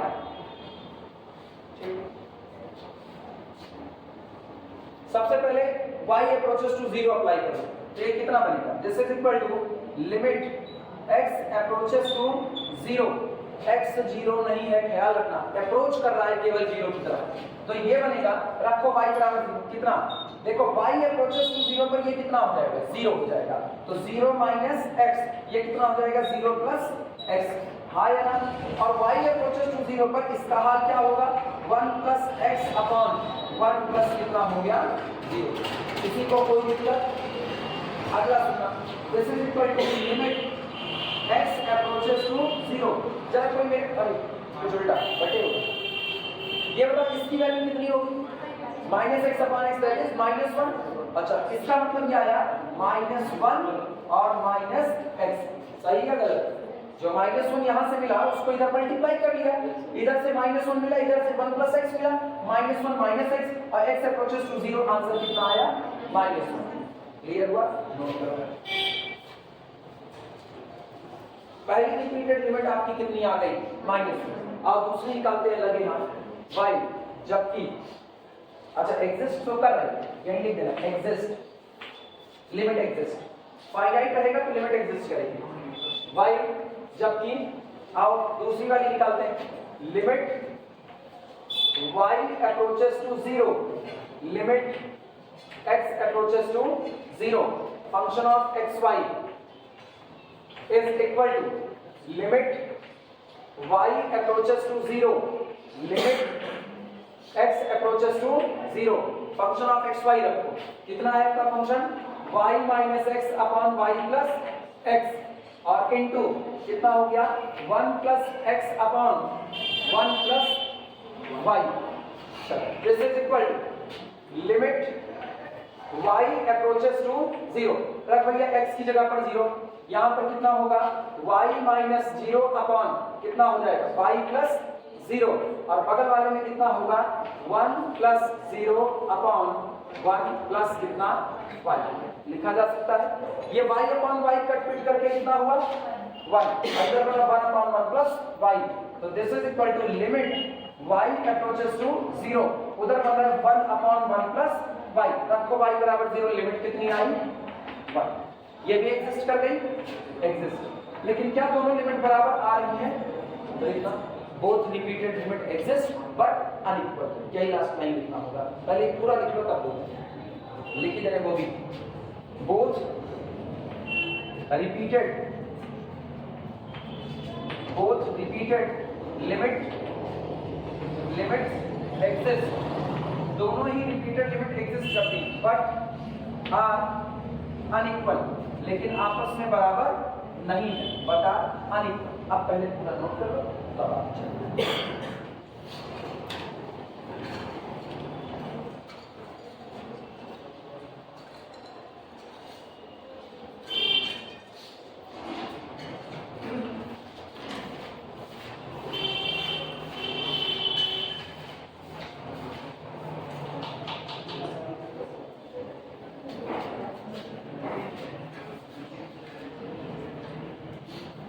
पहला लेक्चर जो हुआ है वो आज हम ग्रुप में सेंड कर देंगे, जिनका छूटा हुआ है वो पहला लेक्चर ग्रुप से कंप्लीट कर लें, ये अपलोड करके इसको ग्रुप में सेंड कर देंगे, ठीक।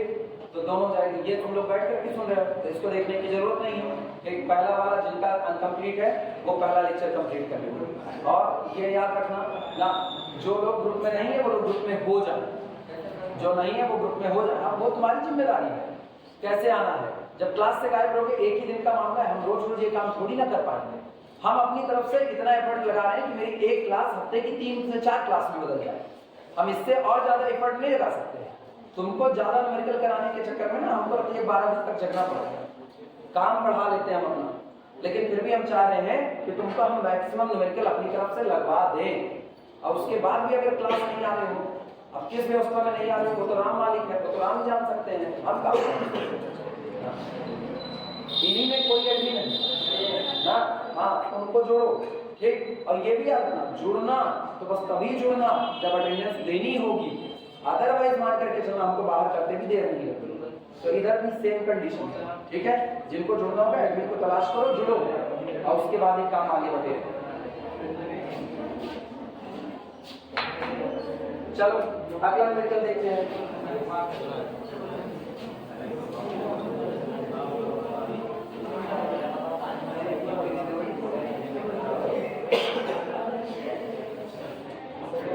ये लिख लिया ना सब लोग, ये हो गया सबका।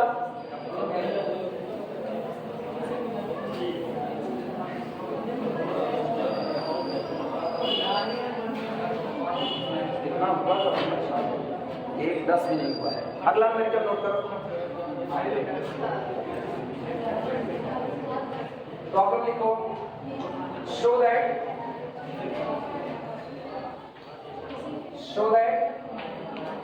limit xy approaches to the origin 0 0 2xy square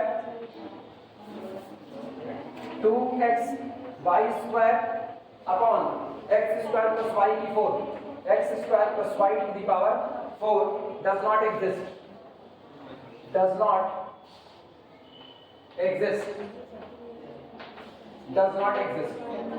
solution।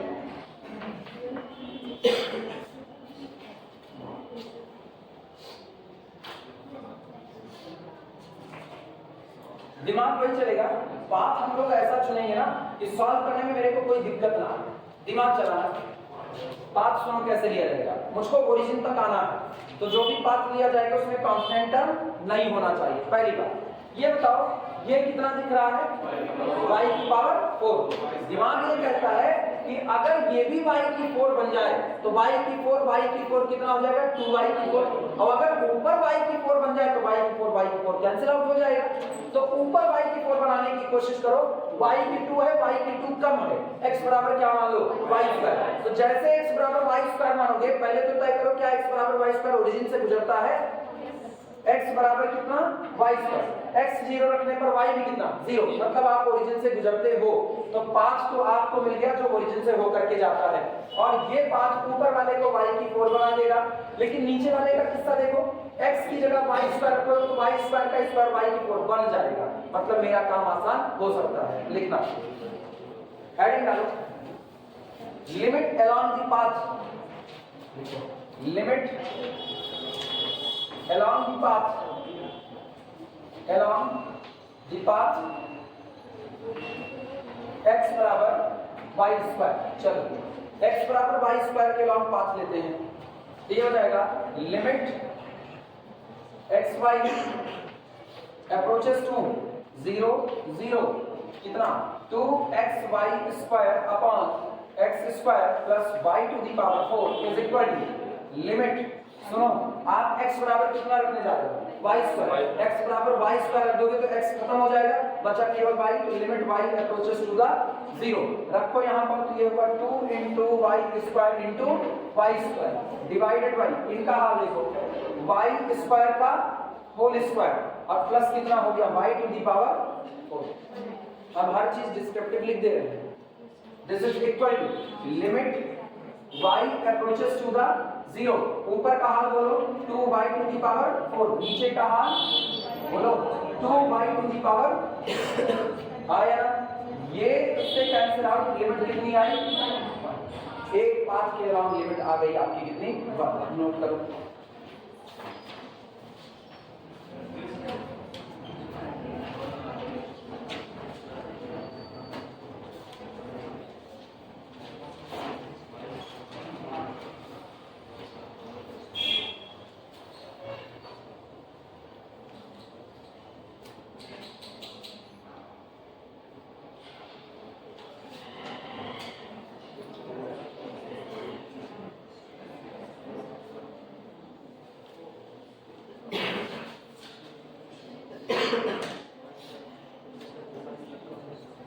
हो गया, अगला पाथ बोलो, सोच सकते हो तो लिमिट अलोंग, लिमिट अलोंग कितना कह रहे हो, y स्क्वायर बराबर है y square is equal to x, पलट रहे उसी को, चेक करो पहले क्या सचमुच ऐसा रहेगा, फंसोगे तो नहीं, पहले को चेक कर लिया करो। y बराबर कितना रखना चाहते हो, x स्क्वायर, y बराबर x स्क्वायर, और रखो y बराबर x स्क्वायर, y स्क्वायर बराबर कितना x, वही तो पाथ है यार,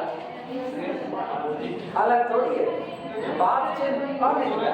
x बराबर y स्क्वायर बराबर x, बात तो एक के हो रही है, क्या प्रूफ होना चाहिए, दो पाथ का मतलब दो पाथ, एक ही पाथ, एक रास्ते गए घर में घुसे, अब फिर कह रहे हो उसी रास्ते फिर घुसे, तो दो रास्ते जा रहे हैं, एक ही रास्ते तो आ रहे हो, प्रूफ होना चाहिए तो नहीं मतलब है, तो तुमको फिर वही लिमिट एक देगा, तुम रखो जरा, नहीं आप गलते करो, x बराबर y स्क्वायर रख दो तुमको फिर यही बनेगा, तो अलग कहाँ कितना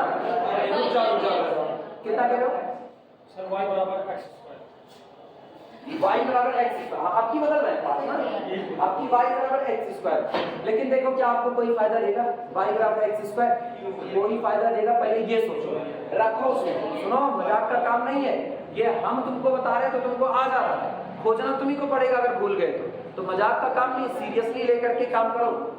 y बराबर x स्क्वायर रखेंगे तो देखो होगा क्या, पहले बोल देते y बराबर x स्क्वायर रखने पर x की पावर 4 और एक यहाँ से x की पावर 5, तो ऊपर बनेगा 2x to the power 5 upon नीचे का हाल सुना, y बराबर x स्क्वायर 4 दूनी 8, और इधर से तो ये हुआ x square plus x to the power कितना 8।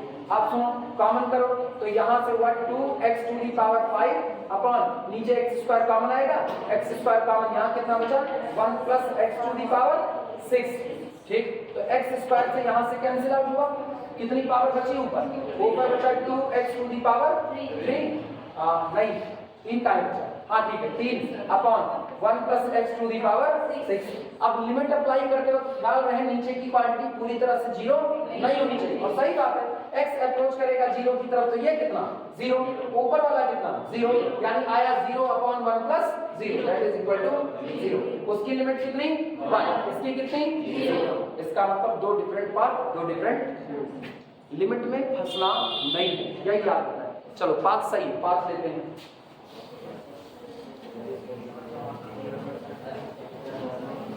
हेडिंग डालो, limit along y is equal to x square, limit along the path y is equal to x square, चलो इसे लेते हैं, तो लिमिट xy अप्रोचेस टू 0 0 कितना है ये 2xy square, 2xy square upon x square plus y to the power 4 is equal to limit x upon केवल और केवल x approaches to 0, क्योंकि हम हर जगह पर रख रहे हैं 2x और y की जगह पर x स्क्वायर का whole square upon x square plus x square की होल पावर 4। तो ये आया this is equal to limit x approaches to 0 2x to the power 5 upon नीचे से x स्क्वायर को कर लो common, x square common 1 plus यहां से x टू दी पावर 4 दूनी 8 दो बाहर किया 6, यानी this is equal to limit x approaches to 0 बच रहा है 2x to the power 3 upon 1 plus x to the power 6। और सबको पता है कि आने कितना आ रहा है 0 upon 1 plus 0 that is equal to 0। और लास्ट लाइन वही लिखना along two different paths we get two different limits। आखिरी लाइन ये along two different paths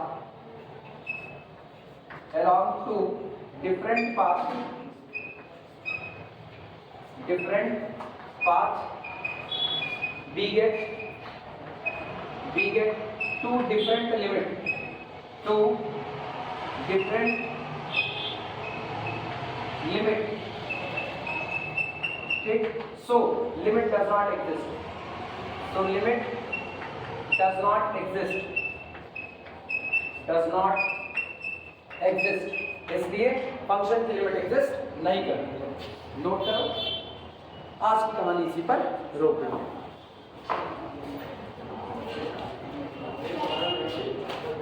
एक 18 2 मिनट 4 किसका? अरे पहले लिखो इसको, उसकी फिक्र ना करो। नहीं कटेगा कुछ ना, कटेगा कुछ नहीं, कटेगा तो ये भी नहीं कि हम अटेंडेंस के लिए बोले हुए हैं, जिससे बाद में कोई सुने तो उसको पता तो चले भैया अटेंडेंस का मामला चल रहा है, अटेंडेंस आपको देनी पड़ेगी।